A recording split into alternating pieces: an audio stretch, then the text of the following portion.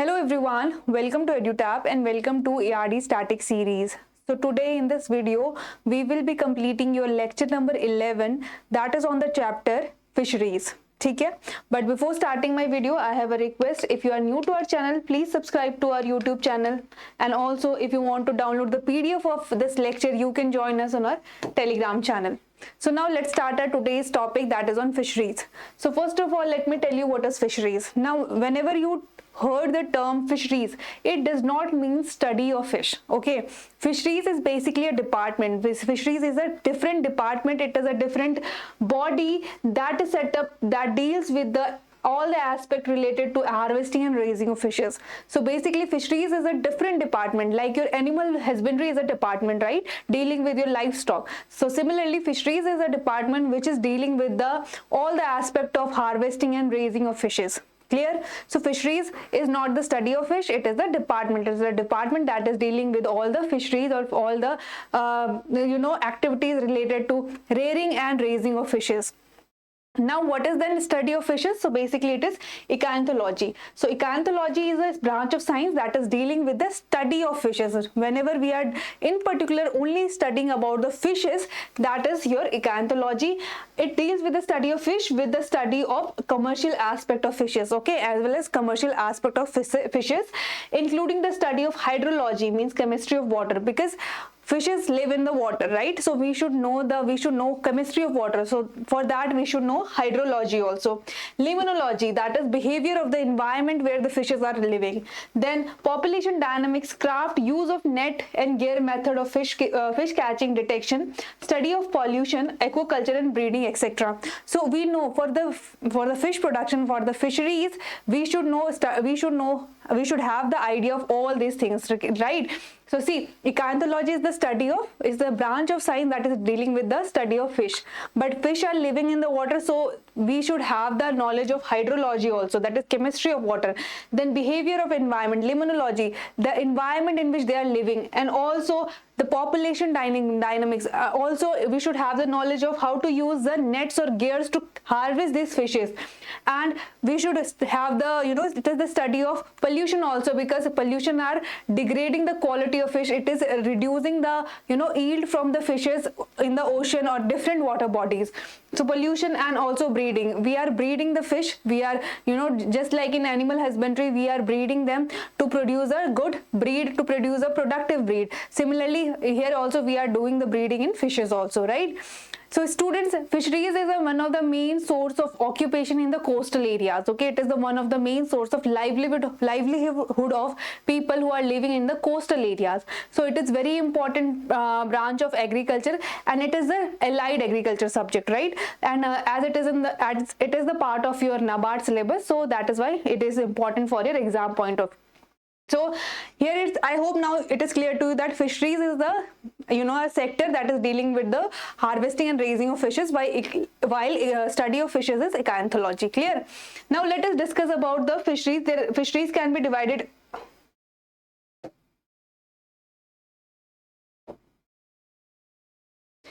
Now your fisheries can be divided into three parts: pisciculture, aquaculture, mariculture. Okay, fisheries can be divided into these three parts. And now what are these and what all these consist of? Let us discuss them one by one. First of all is pisciculture. So what is the pisciculture?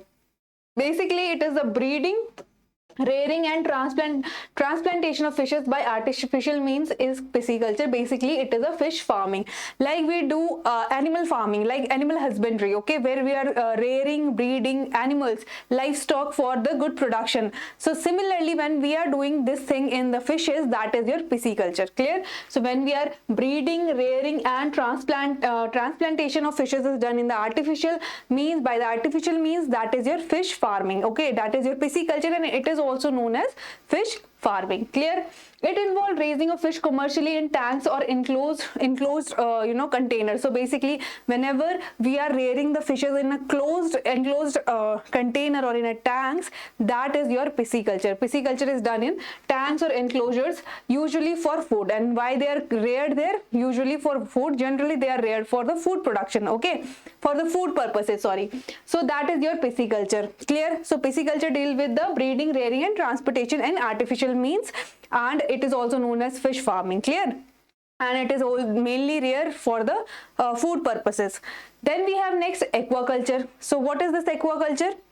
It is basically, it is a farming of aquatic organisms such as fish, shellfish, or even plants. So when we deal with the farming of all the aquatic organism, that is your aquaculture. So basically aquaculture is a broader aspect, okay? When all the organism that is living in the water, when we are dealing with that, that becomes your aquaculture. So does it involve the production of all type of aquatic organism in water bodies? So here we are doing the production of all type of aquatic organism that is present in the water bodies. Also, it refers to the cultivation of both marine and freshwater species.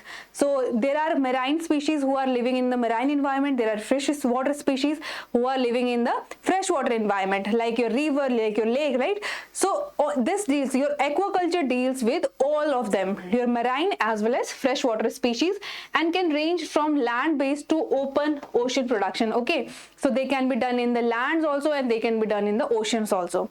So that is your aquaculture. Now I hope aquaculture is clear.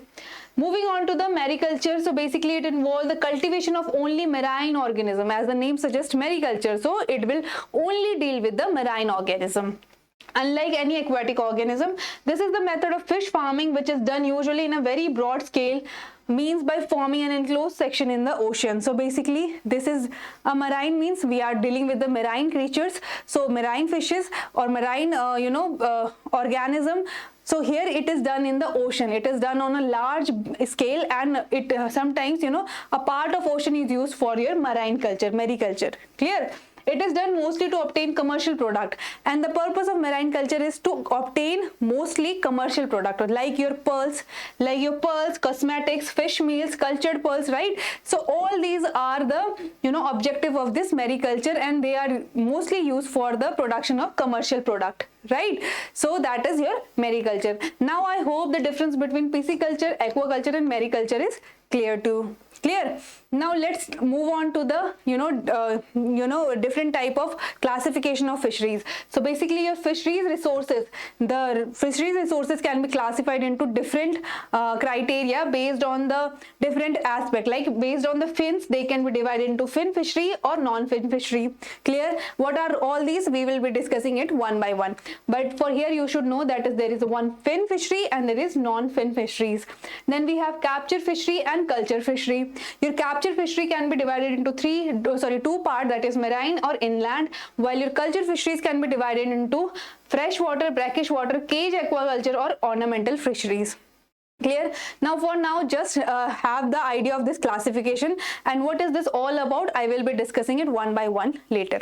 So for now, just remember your fisheries resources can be divided into fin fishery, non-fin fishery, and next is capture, culture, and your capture can be divided into marine, inland, and your culture is divided into freshwater, brackish water, cage aquaculture, and ornamental fisheries.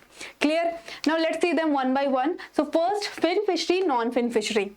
Basically, as the name suggests, fin is the organ of fishes. So when there is a fin is present, when they have fins present, that is your fin fishery, while when the fins are absent, that is your non-fin fisheries. Basically, fin fisheries, in fish fisheries, all your true fishes are covered under your fin fisheries. Clear? Basically the true fishes have fins, so whenever we are going for cultivation or rearing of fin fishes, that is your fin fishery. Clear? While the rest non-fin fisheries are the fisheries of organisms other than the true fishes, other than when we are going for the cultivation of other than true fishes, that is your non-fin fisheries. So basically like your prawn, crab, lobster, oysters, sea cucumber, frogs, seaweeds, they do not have fins, right? So they are your non-fin fisheries. They are part of non-fin fisheries. So this is very easy to understand. See, fin and non-fin, nothing hard to understand. Fin means the fishes have fins, the true fishes will come under fin fisheries.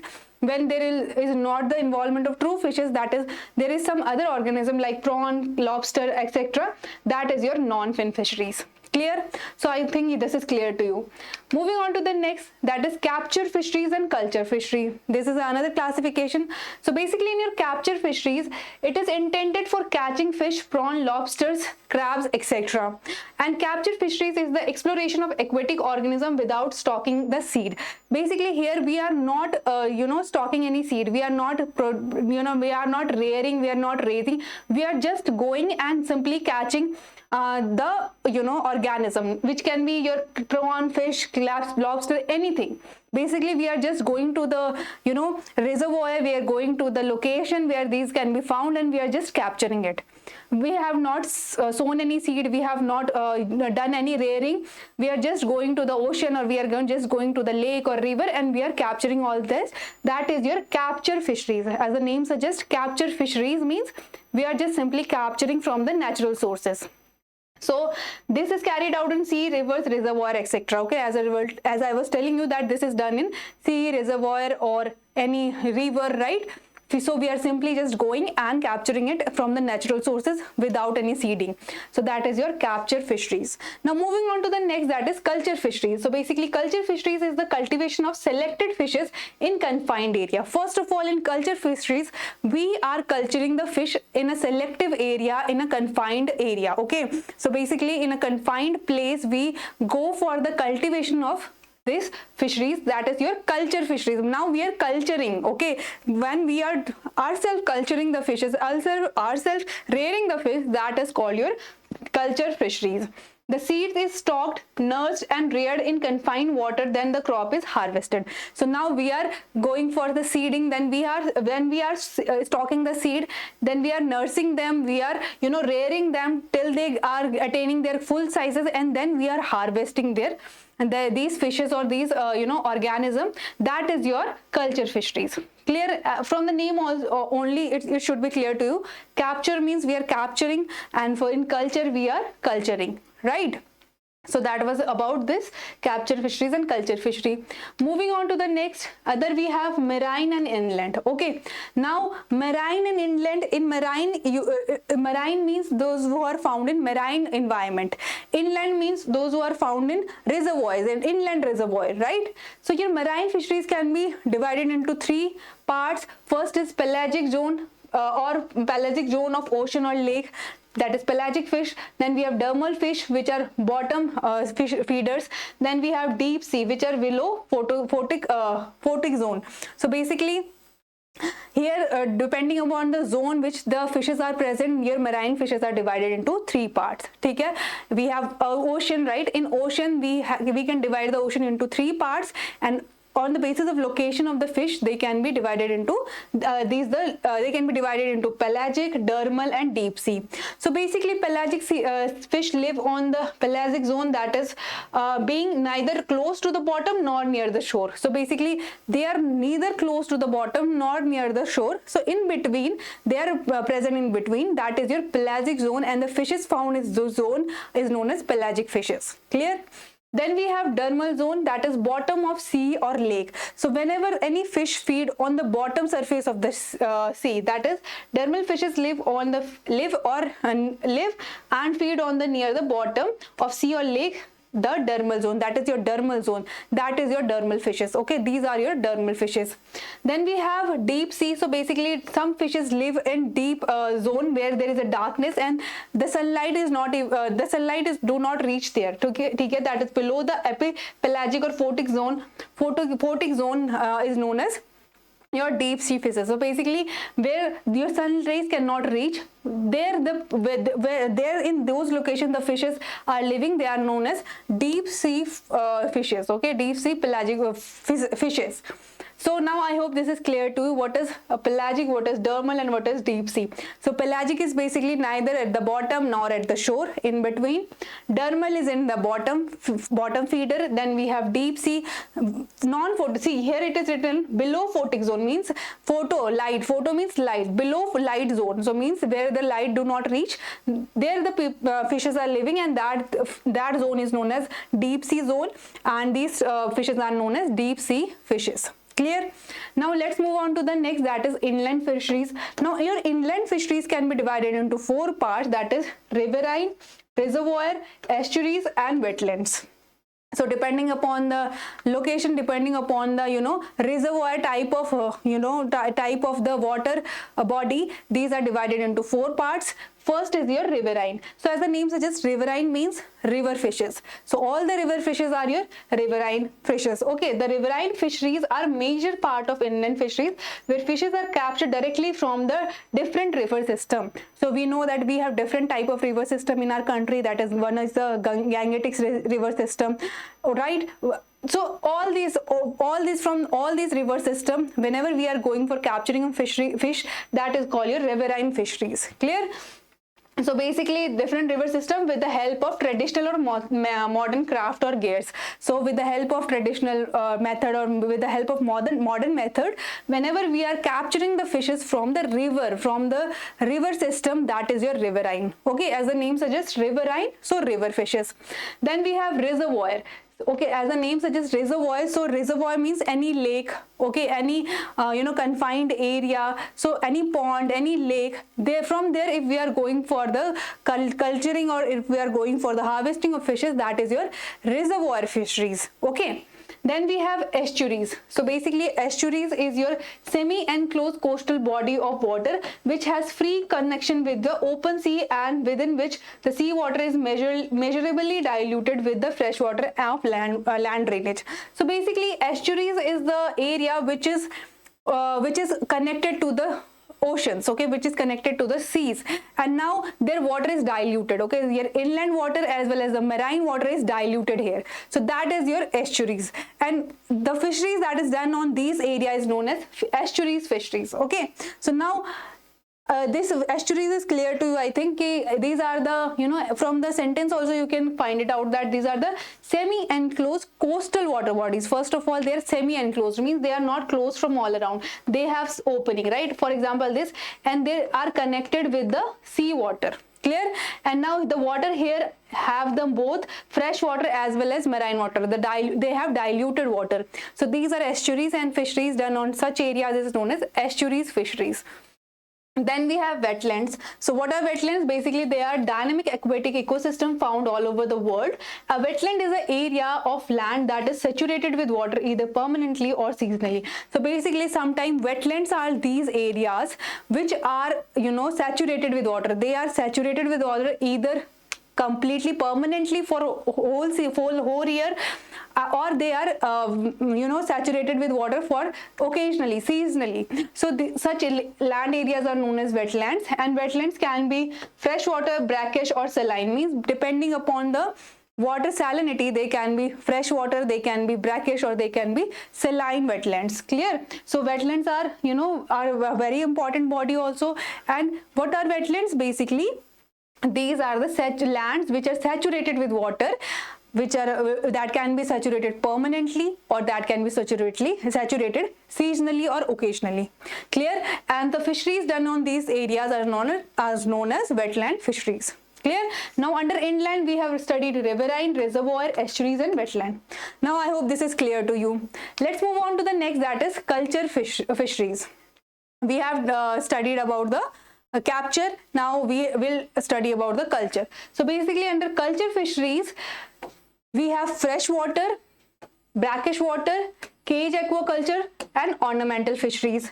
So as the name suggests, fresh water. So fresh water under your culture fishery, when we are culturing the fishes in the fresh water, okay, when we will call a water to be fresh water, when the salinity is less than 1.05%, okay, and this is in the lake, this is found in the rivers or lake, so then it is called as culture, cultured freshwater fisheries. So whenever we are culturing the fishes in the fresh water, and in fresh water the salinity will be less than 1.05%, and it will be in the river and lakes. That is our freshwater fisheries. Then in culture fisheries we have brackish water. Brackish water means when the salinity is 0.5 to 30%, and this is found in estuaries and coastal water. Okay, whenever we are going for the culturing of fishes in the coastal or any estuaries, that is your brackish water culture fisheries, and the salinity in the brackish water will be 0.5% to the 30%. Clear? Talking about cage aquaculture, as the name suggests, cage means we are doing fisheries in a closed area, in a closed container. Okay, so cage or net pen is the system that they confine the fishes or shellfish in a mesh enclosed cage. So we have a mesh enclosed cage, and in that enclosed cage we are going for fish production, we are going for fish culture. So that is your cage aquaculture. Clear? Then ornamental fisheries. So as the name suggests, ornamental means we are using them for the decoration purpose, we are using them for the aesthetic purposes.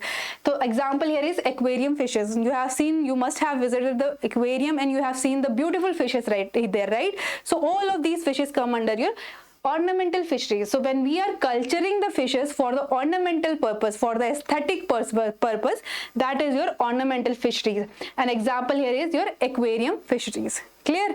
So that was all about this, and I hope now all these concepts are clear to you, all this classification is clear to you. Let's discuss the question. So first question is, which of the following branch of science deal with the study of fishes? Very easy, we have just discussed, that is your echinthology. Okay, study of fishes is echinthology. Next question, which of the following is not a branch of fisheries? Okay, which is not of the following is not a branch of fisheries? So pisciculture, yes, it is a branch. Aquaculture, we have studied, it is a branch. Marine culture, yes. Sea culture, okay, sea culture is not any branch, so basically right answer here will be sea culture. So that was it. Now moving on to the next, that is, which of the following refer to the breeding, rearing and transportation of fishes by artificial means? And we have discussed this, that is your pisciculture, right? Sorry, that is your pisciculture. It is wrong. It will be pisciculture. Okay, so that is your pisciculture. In aquaculture, we are dealing with all the fishes, all the organism, even the sea plants. We are culturing that, and in marine culture, we are culturing the marine organism, right? So that is all about this question. Moving to the next, which of the following belong to non-fin fisheries? Now, which of the following is non-fin fisheries? Okay, they do not have fin, means they do not belong to true fishes. Your options are prawn, crab, oyster, lobster, all of the above. So I think the prawn is also a non-fisheries, right? Crab is also non-fin fishery. Oyster is also under the non-fin fisheries, and lobster. So right answer will be all of the above, because all of these are under the non-fin fisheries. They are not true fishes. Clear? Then we have question, which of the following do not belong to the classification of marine fish? Your option are pelagic, dermal, deep sea, riverine, none of the above, and right answer will be riverine. Okay, because all of these are under your marine fishes, but riverine is under your inland fishes. Clear? So riverine will be the right answer here. Then moving on to the practice question. So this is the practice question for you, and you have to tell me the answer here. Which of the following category of fish live in the darkness below the sunlight surface water, that is below the epipelagic and photic zone of the ocean? Your options are deep sea fishes, pelagic fishes, dermal fishes, all of the above, none of the above. So what will be the right answer for this question? Do let me know in the comment box. Okay, try to solve this question and answer in the comment box.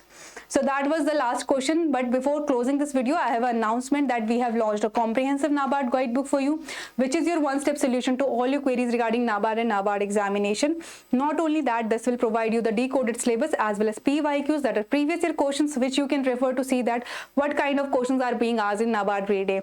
Not only that, it will also provide you the strategy and resources to crack this NABARD grade A examination, and that too for free.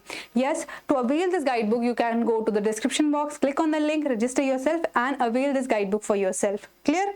So that was all for this video. Aspirants, I hope you have enjoyed the video. Thank you so much.